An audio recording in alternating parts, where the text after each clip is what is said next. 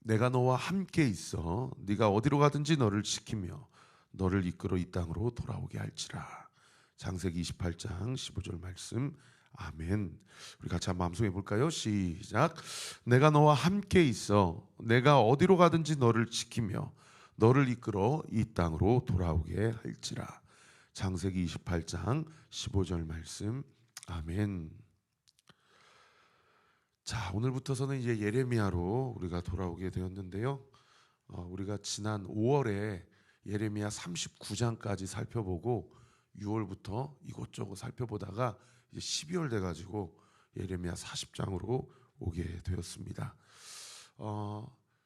기억이 아마 안 나실 텐데 예레미야 39장에는 예레미야가 40년 동안 하나님의 메시지를 선포를 했을 때 그 가장 중요한 핵심 메시지가 이미 하나님의 유대 땅을 향한 우리 민족을 향한 심판은 결정되었기 때문에 바벨론에 항복해라.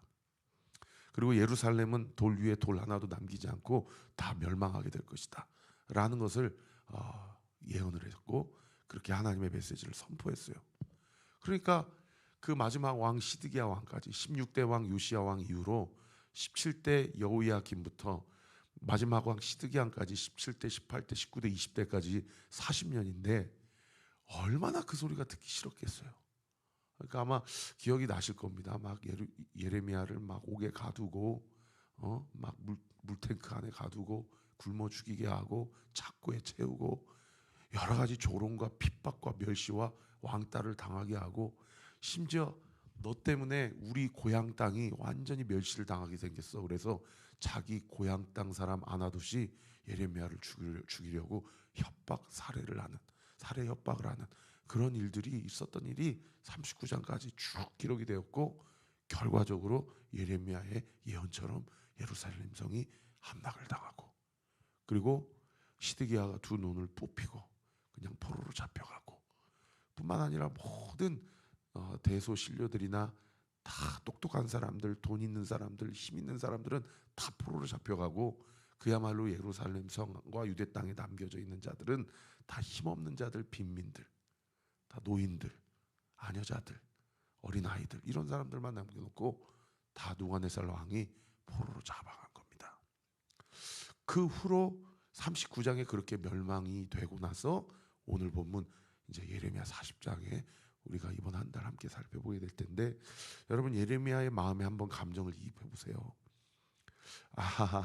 내가 예언한 대로 됐지 내가 이 정도 사람이 하고 예레미야가 좋았겠습니까? 그래서 예레미야의 선지자의 별명이 뭐예요? 눈물의 선지자잖아요. 자기 예언대로 성취가 됐지만 자기 민족이 이렇게 하나님 앞에 심판을 받고 회초리를 맞고 그리고 그 왕들과 모든 다니엘부터 시작해가지고 사드락과 메삭과 아벳느고 또 스룹바벨 예수와 나중에 모르드게 에스더 그리고 그 많은 에스겔 선지자까지 다 잡혀가고 그냥 포로로 잡아가고 이렇게 돼서 정말 하나님을 향해서 눈물을 흘리며 쓴 편지가 또 예레미야 애가 아닙니까? 그런 상황 가운데 오늘 본문 우리가 1절부터 16절까지 한번 읽었는데 이게 도대체 뭔 소리야? 아마 잘 이해가 안 되실 텐데 제가 쉽게 여러분에게 주의를 해드리도록 하겠습니다. 1절에 보시면 사령관 느부사라단 이 사람이 느부갓네살 왕이 유대 땅에 이제 근위대장으로 지휘관으로 이렇게 세운 사람이에요. 그래서 이 사람이 예루살렘과 유다의 보로를 바벨론으로 옮기는 중에 예레미야도 잡혀 사술로 결박되어 가다가 라마에서 풀려났다. 사술로 잡혀가서 예루살렘으로 북쪽 8km 지점되는 라마라는 곳에 갔더니 사령관 느부사라단이 보니까 예레미야가 있는 거예요. 그래서 예레미야에게 선대를 베풀어 줍니다.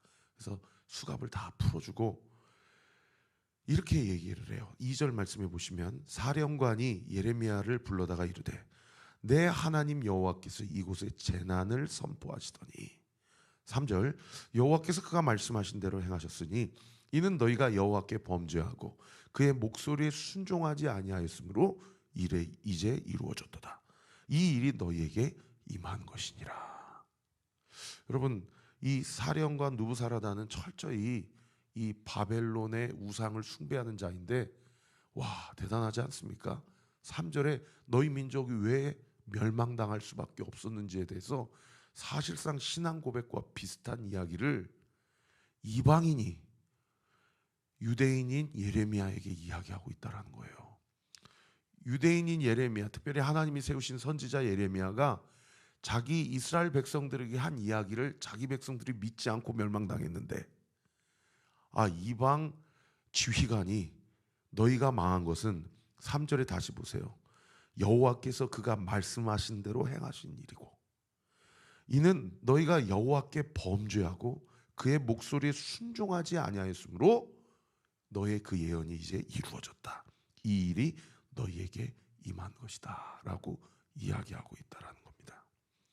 여러분, 이런 걸 보면 오늘 큐티 말씀을 통해서 우리가 이 한 달을 시작하면서 우리가 하나님 앞에 얼마나 겸손하게 우리의 마음을 여미고 신앙생활을 해야 하는지를 한 번쯤 생각해 볼 필요가 있어요. 여러분, 요즘 보면 자기 주장이 이제 명확한 시대를 우리가 살고 있어요. 그죠?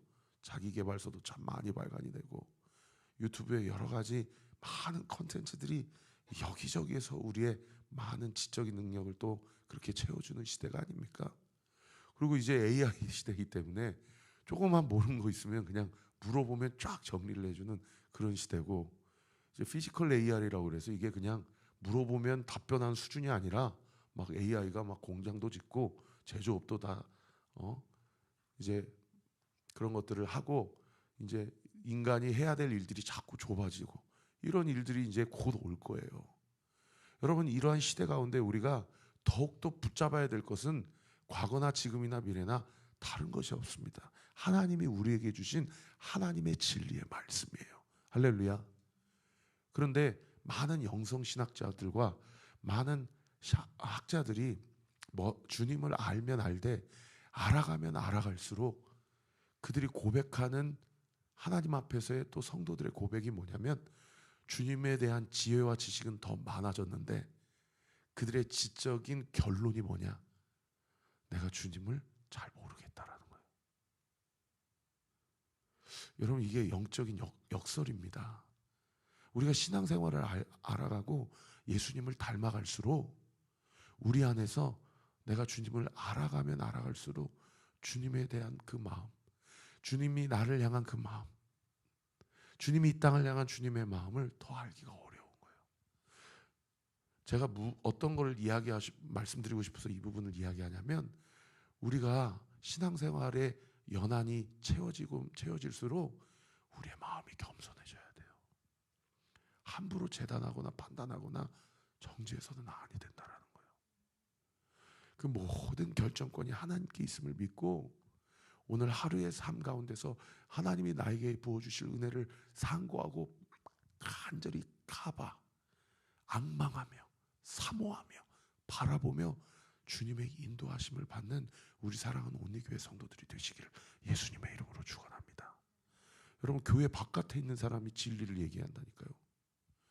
오히려 교회 안에 있는 사람들이 하나님의 말씀을 선포할 때 안 듣는다니까요.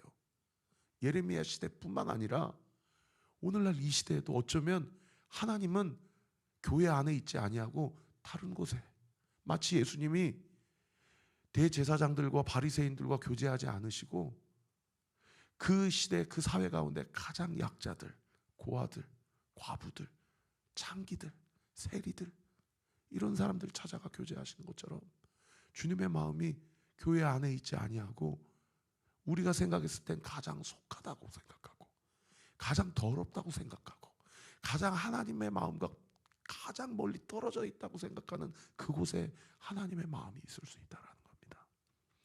저는 우리 온리교회가 주님을 더 깊이 알아가되 우리의 마음이 겸손해지고 하나님의 뜻이 온전히 우리의 마음과 우리의 삶 가운데 우리의 교회를 통해서 우리가 주님을 더 알아가면 알아갈수록 주님을 안다고 이야기하지 않고 더 주님을 닮아가기를 원합니다 고백하며 주님의 마음이 있는 낮은 곳으로 가는 교회가 되기를 예수님의 이름으로 축원합니다. 그렇게 고백하고 나서 이 느부사라단이 예레미야에게 결정권을 줘요. 느부사라단이 봤을 때 이 예레미야가 그래도 뭐 인간적으로 보면, 정치적으로 보면 그래도 친바벨론주의자라고 생각을 했었던 모양인지 모르겠어요. 결정권을 줍니다. 소위 선대를 베풀어요. 그러면서 4절에 뭐라고 얘기합니까? 보라, 내가 오늘 내 손의 사슬을 너를 풀어주노니 만일 내가 나와 함께 바벨론으로 가는 것을 좋게 여기거든 가자. 내가 너를 선대하리라. 만일 나와 함께 바벨론으로 가는 것을 좋지 않게 여기거든 그만두라. 이 그만두라를 다른 번역 성경에는 가지 않아도 좋다. 보라, 온 땅이 내 앞에 있나니 네가 좋게 여기는 대로 옳게 여기는 곳으로 갈지니라 하니라. 갈래 남을래 네가 선택해라. 네가 원하는 대로 해라 라고 이야기를 해요.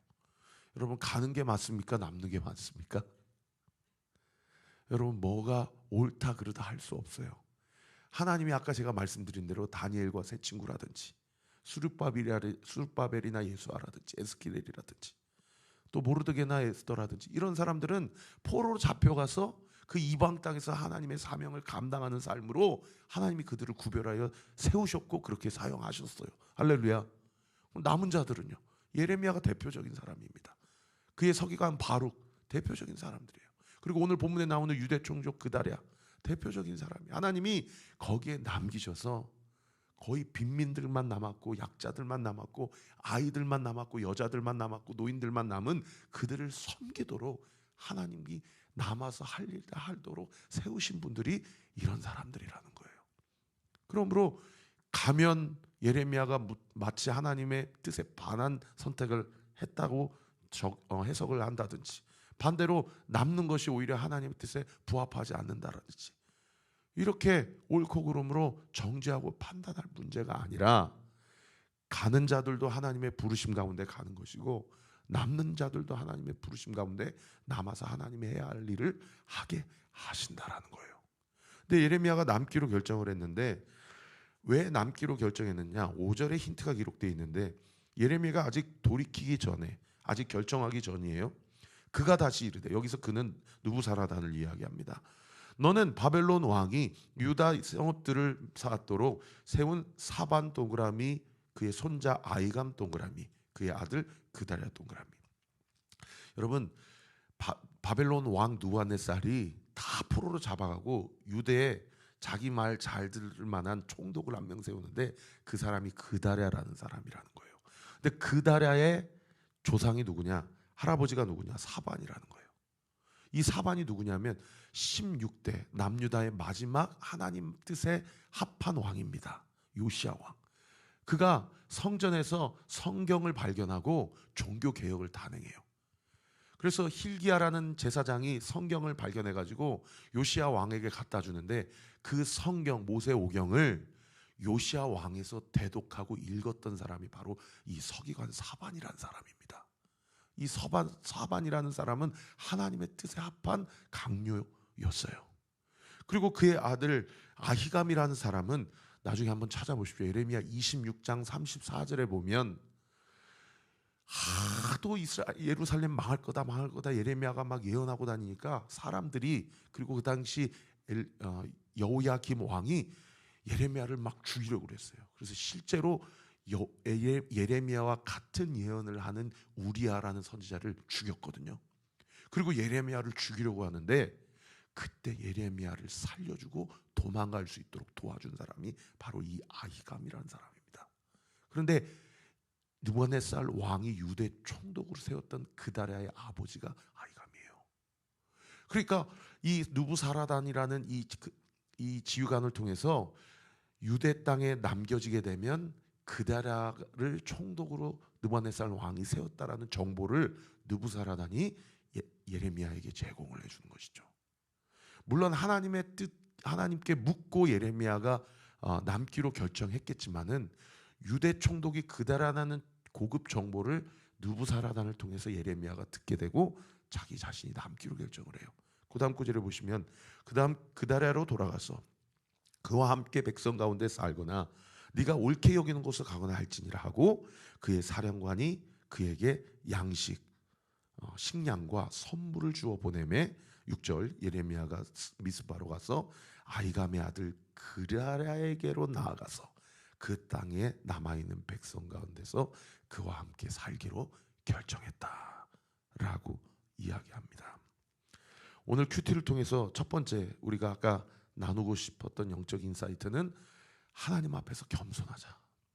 더욱 주님을 알되 주님을 안다고 교만하지 아니하고 주님 앞에 겸손하자라고 한다면, 두 번째는 여러분, 우리가 어떤 결정을 할 때에 하나님께 묻고 행할 때 하나님께서 우리의 인생 가운데 사람을 통해 일하시고, 사람은 믿어야 될 존재가 아니라고 우리가 어저께 함께 살쳤잖아요. 사람을 의지하는 것은 헛되니라. 그죠? 그러나 하나님은 사람을 통해서 일하시고 또 우리에게 믿음의 동역자들을 붙여주신다는 겁니다. 할렐루야. 저는 우리 온리교회가 그런 믿음의 영적인 교제가 친밀하게 부어지는 그런 생명력 있는 교회가 되기를 우리 구주 예수 그리스도 이름으로 축원합니다. 그러고 나서 이제 느부갓네살 왕과 느부사라단이 이제 본국으로 돌아갔어요. 그리고 유대 총독의 그다랴라는 사람, 아주 하나님이 세우신 신실한 사람이 다행히 총독이 됐는데, 그 소식을 듣고 7절에 보세요. 들에 있는 모든 지휘관들과 그 부하들이 바벨론 왕이 아이감의 아들 그다랴에게 그 땅을 맡기고 남녀와 유아와 바벨론에게 잡혀가지 아니한 빈민을 그에게 위임하였다는 을 듣고, 그리고 들에 있는 모든 지휘관들, 부하들, 7절 상반절에 있는 이 사람들 중에 구체적인 실명이 8절에 기록이 됩니다. 이스마엘, 요하난, 요나단, 스라야, 에베의 아들들, 여사냐, 이런 사람들이 기록이 돼요. 여기 들에 있는 모든 지휘관들과 부하들이라는 얘기는 바벨론에 대항하다가 결국에 도망갔다가 유대 총독 그다랴가 옹립됐다라는 소식을 듣고 이 그다랴에게 나온 이 잔당들을 이야기해요. 그러니까 그 잔당들 안에는 진 바벨론주의자들도 있었지만 반바벨론주의자들도 있었어요. 근데 그다랴가 보기에는 이게 뭐 분별이 잘 안 되죠. 그래서 일단은 어떻든 다 자기에게 왔으니까, 그리고 자기가 유대 총독이 됐으니까 그들을 그다랴 총독이 다 품습니다. 그리고 오늘 본문에 뭐라고 얘기합니까? 9절에 보십시오. 사반의 손자 아이감의 아들 그다랴가 그들과 그들 사람들에게 맹세하이르되 너희는 갈대아 사람 섬기기를 두려워하지 말고 이 땅에 살며 바벨론 왕을 섬기라. 그리하면 너희에게 유익하리라.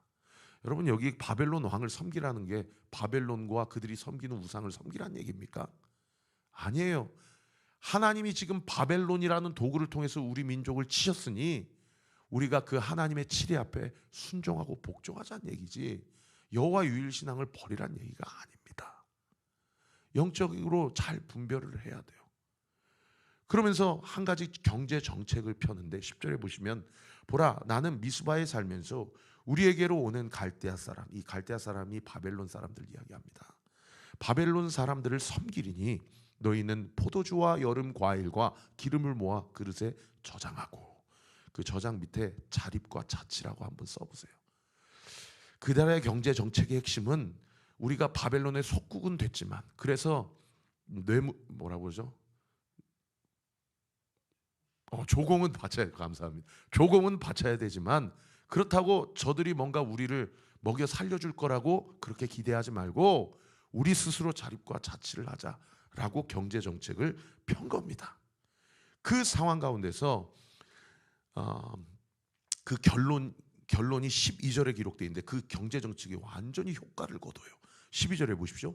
그 모든 유다 사람들이 쫓겨난 각처에서 돌아와 유다 땅 미스바에 사는 그다랴에게 이르러 포도주와 여름 과일을 심히 많이 모으니라. 하나님의 치리와 하나님의 심판을 받아들이고 순종하며 그다랴를 통해서 지혜롭게 유대 땅이 다시 재건되고 있고, 그 상황 가운데서 하나님께서 황폐해진 그 땅 가운데 많은 수확과 소출을 주시고 복을 주셨다라는 것을 엿볼 수 있는 그런 대목이에요. 그래서 유대 땅 예루살렘이 잘 다시 재건되고 있는 상황 가운데 있는데, 세상에 오늘 본문에 그냥 찬물을 확 끼얹는 한 가지 일이 벌어지게 됩니다. 그 일이 13절에 기록되어 있는데 13절에 보십시오. 가레아의 아들 요하난, 이 요하난이 아까 8절에 나오는 요하난, 그냥 광야 들판으로 도망갔다가 다시 그다라에 나온 사람입니다. 이 사람이 들에 있던 모든 군 지휘관들과 미스바에 사는 그들에게 이르러 14절 그에게 이르되, 이 총독 그다라에게 말을 합니다. 뭐라고 말하냐면 아주 중요한 고급 정보를 제공을 해줘요. 14절 보십시오. 암몬 자손의 왕 바알리스가, 이 암몬 자손의 왕, 그 당시 왕이 바알리스라는 사람인데 이 사람은 야심가였어요. 그래서 누갓네살이 다시 본국으로 돌아온 상황에서 내가 유대 땅 가나안을 먹어야 되겠다라는 그런 야심을 갖고 있었어요. 그런데 그 야심을 자기가 성취를 하려면 눈에 가시 같은 사람이 있는데 그 사람이 누구냐?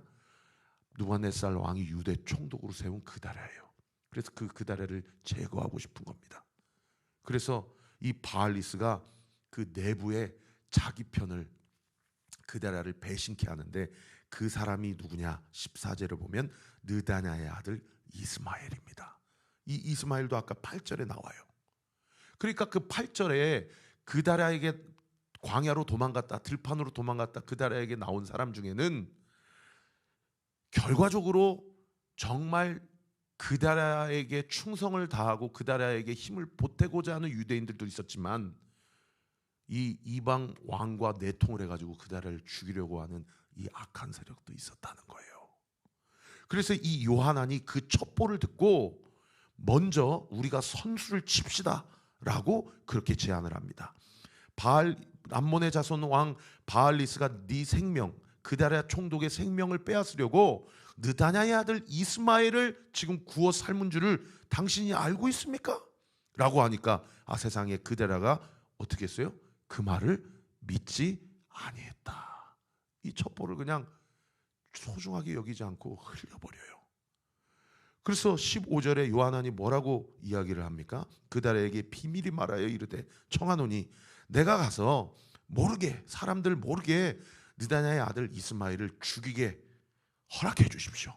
어찌하여 그가 당신의 생명을 빼앗게 하여 당신을 중심으로 지금 하나님께서 복을 주셔서 유대 사회가 지금 이제 조금 회복이 되려고 하는데 모든 유다 사람 흩어지게 하며 유다의 남은 자로 멸망을 당하게 하려 하니까 당신이 죽으면 이 재건 사업도 완전히 수포로 돌아가는 거 아닙니까? 당신이 피 묻히기 싫으면 내가 가서 이스마엘을 제거할 테니 허락해 주세요 라고 그렇게 얘기를 한 거예요. 그랬더니 세상에 16절에 이 그다라가 요한에게 뭐라고 얘기합니까? 16절 중반절 보세요. 네가 이 일을 행하지 말 것이니라.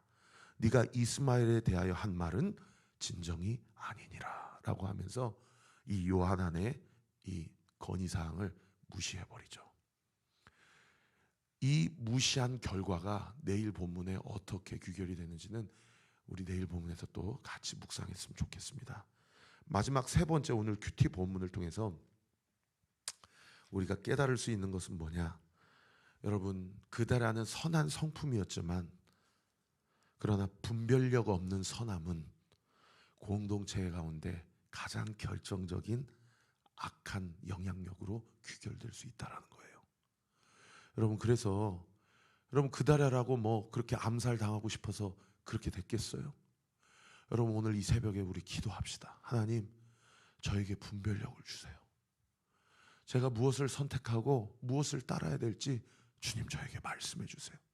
그리고 저의 그 분별력의 선택의 기준은 하나님의 뜻, 하나님의 말씀이기를 원합니다. 할렐루야. 그렇게 하나님의 뜻을 취할 때에 하나님께서 우리의 삶을 주님께서 보호하시고 지키시고 가장 선한 결말로 인도해 주실 줄 믿으시기를 예수님의 이름으로 축원합니다. 기도하겠습니다.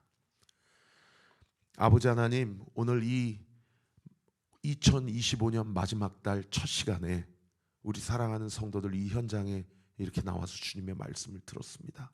그리고 오늘 온라인으로 각 골방에서 이 하루의 첫 시간을, 한 달의 첫 시간을 주님께 내어드립니다. 오늘 이 세 가지 영적인 교훈, 주님 앞에서 겸손한 마음을 주십시오. 그리고 무엇을 선택하든지 감히 함부로 판단하는 일이 없게 해주십시오.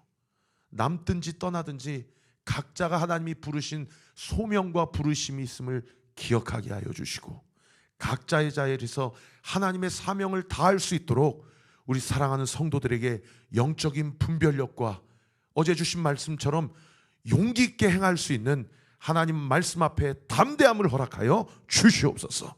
하나님이 나와 함께 하시고 하나님이 나를 통해 하나님의 나라를 확장하게 하신다라는 믿음의 확신을 가지고 우리가 온리 공동체를 함께 세워갈 때에 사람을 의지하는 것은 아니오나 우리 서로가 서로를 위하여 진정성 있게 기도하고 간절히 기도하게 될 때에 우리의 기도가 반드시 우리 성도들을 세우고 살리는 기도가 되게 될 줄 믿습니다.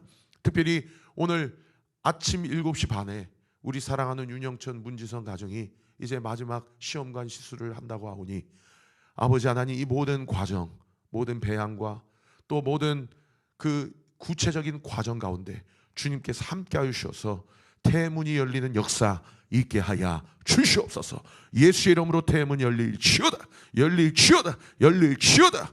예수님의 이름으로 기도합니다. 아멘. 이제는 우리 구주 예수 그리스도의 은혜와 하나님의 사랑과 성령 하나님의 위로교통 충만하심이 오늘 주신 말씀 붙잡고 이 시간 겸손한 마음이 부어지고 영적인 분명한 분별력이 부어짐으로 말미암아 나를 통해 하나님 나와 함께 하시고 반드시 길을 여시고 반드시 나를 통해 하나님 나라를 확장케 하신다라는 믿음의 확신을 가지고 이번 한 달도 승리하며 나아가기로 결단하는 우리 사랑하는 온누리교회 모든 성도들 머리 위에 지금부터 영원토록 함께 하시기를 간절히 축원하옵나이다. 아멘.